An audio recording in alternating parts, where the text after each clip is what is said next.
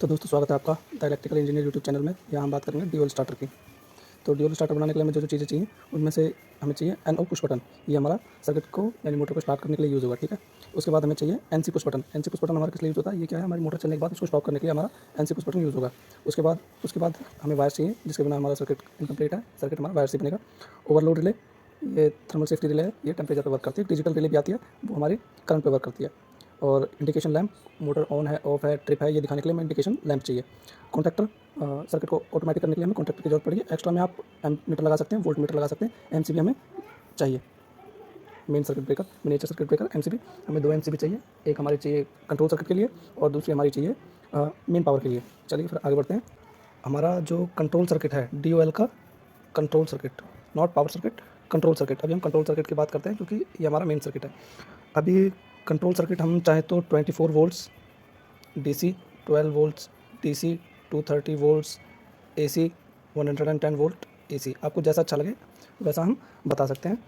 लेकिन ये हमारे चारों तरीके से ही बनाए जा सकते हैं। उसके बाद हमारा PLC बेस्ड भी रह सकता है, लेकिन खाली ड्यूल के लिए PLC सही नहीं है, तो इसलिए हम अपना सिंपल सर्किट बनाते हैं। 230 वोल्ट ईजिली अवेलेबल, कहीं भी अवेलेबल होती है।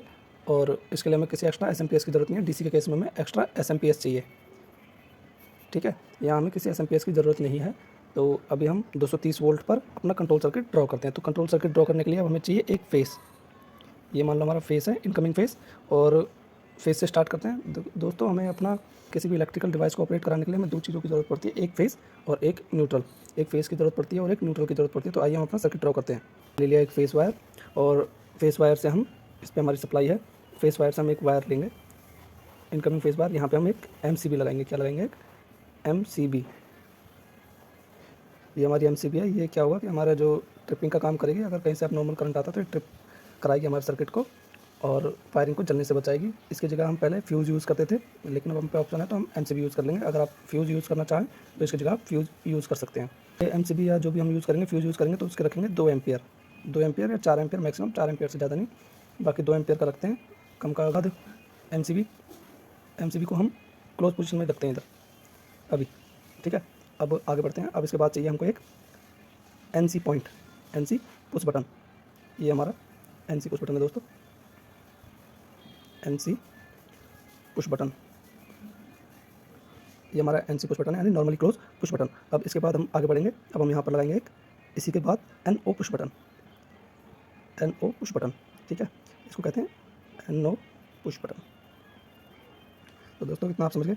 इसके बाद ये हमारा आगे बढ़ने के बाद यहाँ हमारा कॉन्टैक्टर, जिसको आप जो भी नाम देना चाहें, जनरली इसको के नाम देते हैं, तो इसलिए आपको भी इसका के ही नाम देता हूँ, कॉन्टैक्टर। इससे क्या है, आपको भविष्य में किसी और ड्राइंग को जहाँ पे उसका ज़्यादातर नाम के से ही देते हैं तो आपको ड्राइंग पढ़ना आसान हो जाएगा। वैसे आप इसको XYZ A to Z कुछ भी नाम दे सकते हैं। अब इसके बाद यहाँ पर आ गए हम, ये न्यूट्रल वायर हमारा, ये हमारा सर्किट कंप्लीट। इतना सर्किट हमारा कंप्लीट हो गया, ठीक है। अभी ये इनकम्प्लीट सर्किट है। अभी आपको समझाता हूँ कि ये वर्क कैसे करता है। तो जो लोग नहीं हैं, जो नए लोग हैं, जिनको समझ नहीं आ रहा, तो मैं उनको एकदम अच्छे से समझा देता हूँ, उन्हें बहुत अच्छे से समझ में आएगा। तो ये देखिए, यहाँ से सप्लाई हमारी आई, MCB ऑन हुई, MCB ऑन होने के बाद यहाँ तक हमारी सप्लाई आ चुकी है। अब यहाँ तक हमारी सप्लाई आ गई है। अब जैसे हम इस पुश बटन को यहाँ से दबाएंगे, सप्लाई हमारी यहाँ से पास यहाँ हो जाएगी। अब ये कॉइल के 2 सिरे हैं, A1 और A2, A1 है और A2 है। तो A1 और A2 सप्लाई के 2 पॉइंट है। तो A1 यहाँ सप्लाई दे दी और यहाँ से न्यूट्रल दे दिया, और ये हमारा सर्किट हो गया पूरा कंप्लीट। हमारी कॉइल ऑपरेट हो गया। जैसे इस पुश बटन को हमने जब तक दबा कर रखा तब तक ऑपरेट हो, उसके बाद ये हट जाएगा। अब उसके बाद हमें क्या चाहिए? उसके बाद हमें चाहिए कि इसका होल्डिंग सर्किट, जो सबसे ज़रूरी चीज़ है। होल्डिंग सर्किट हम कैसे बनाएंगे, इतना अगर आपको समझ में आ गया है, फिर हम इससे आगे बढ़ते हैं। अब हम यहाँ से क्या करेंगे, एक लूप लेंगे, ठीक है। यहाँ से एक लूप लेते हैं और इसको हम लूप लेकर के, ये एक कॉन्टैक्टर का हमारा पॉइंट रहेगा। कॉन्टैक्टर का NO पॉइंट हम यूज़ करेंगे, ठीक है। NO पॉइंट क्यों यूज़ करेंगे? क्योंकि जब कॉन्टैक्टर की कॉइल ऑपरेट होगी, इसको नाम देते हैं K, और ये है हमारा NO पॉइंट, ठीक है। अब इसको हमने नाम दे दिया है कि जैसे हमारे यहाँ से सप्लाई आएगी, कॉइल ऑपरेट होगी, ये NO हमारा NC हो जाएगा। वीडियो ज़्यादा लंबी ना हो इसलिए थोड़ा जल्दी बताता हूँ, क्योंकि काफ़ी टाइम हो चुका है। तो ये कॉन्टैक्टर हमारा ऑपरेट हो जाएगा, तो ये NC हो जाएगा। अभी क्या था, हमारा ये NC पॉइंट हो रहा था यहाँ पे। आपको हल्का हल्का ड्रॉ करके बता देता हूँ ताकि आपको कन्फ्यूजन ना हो। यहाँ से करंट आ गया था हमारा N, जब हमने किया था तो यहाँ से करंट आ गया था। अब ये क्या है, ये वापसी से NO हो गया, वापसी से NO हो गया।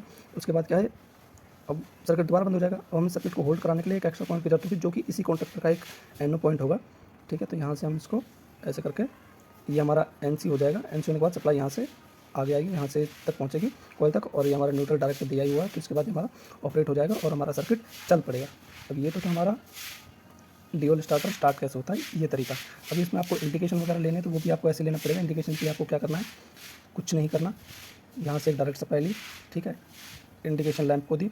अगर आप हमारा इंडिकेशन लैंप को दी, इंडिकेशन लैंप ये हमारा कॉन्टेक्टर है, इसी को यूज़ कर लिया। अगर ये हमारा क्या है कि अभी हमारा बंद है, अभी हमने मोटर को चालू नहीं किया है, मोटर को चालू नहीं किया है, अभी हमारा सर्किट क्या है, बंद है। तो ये हमारा ग्रीन लैंप है, ग्रीन लैंप मोटर बंद को दर्शा रहा है। तो हम इसमें क्या है, नॉर्मली क्लोज, हमें हमारे कॉन्ट्रैक्टर पे सप्लाई नहीं है तो हम इसका नॉर्मली क्लोज पॉइंट यूज़ करेंगे। वहीं अगर बात करते हैं कि हमारी मोटर चालू हो गई है अभी, ठीक है, चालू हो गई है, तो हमारा रेड लैंप चलेगा। उसके लिए क्या है, इसका अपोजिट NO, कॉन्ट्रैक्टर का NO, KNO, कॉन्ट्रैक्टर का NO पॉइंट यूज़ करेंगे और इसको डायरेक्ट से न्यूट्रल दे देंगे। अब वो सबसे मेन चीज़ हमारी है, तो हमारा कॉन्ट्रैक्टर से हो गया। अब हमारा मान लो सर्किट ट्रिप हो रहा है, हमारा थर्मल ओवरलोड रिले ऑपरेट हुई है, तो इस केस में हम क्या करेंगे, तो इस केस में कुछ नहीं, बस सेम है, ये एक लैंप लिया, ये ग्रीन है, ये रेड है, ये येलो लैंप, येलो या ऑरेंज जो भी लैंप आपको यूज़ करना है वो। उसके बाद ये, अब यहाँ पे हम कॉन्ट्रैक्टर का पॉइंट यूज़ नहीं करेंगे, यहाँ पर हम पॉइंट यूज़ करेंगे किसका, OLR का, OLR का पॉइंट यूज़ करेंगे। और ये जो हमारा इसका NO पॉइंट यूज़ करेंगे। और NO जब हमारे नॉर्मली ओपन है, ठीक है, और सर्किट चालू करने के लिए क्या, सर्किट का क्लोज होना ज़रूरी है, तो इसका NO पॉइंट यूज़ करेंगे। तो OLR को आप जो भी नाम दे उसका NO पॉइंट यूज़ करना है, ठीक है, और ये हमारा सर्किट कंप्लीट थे।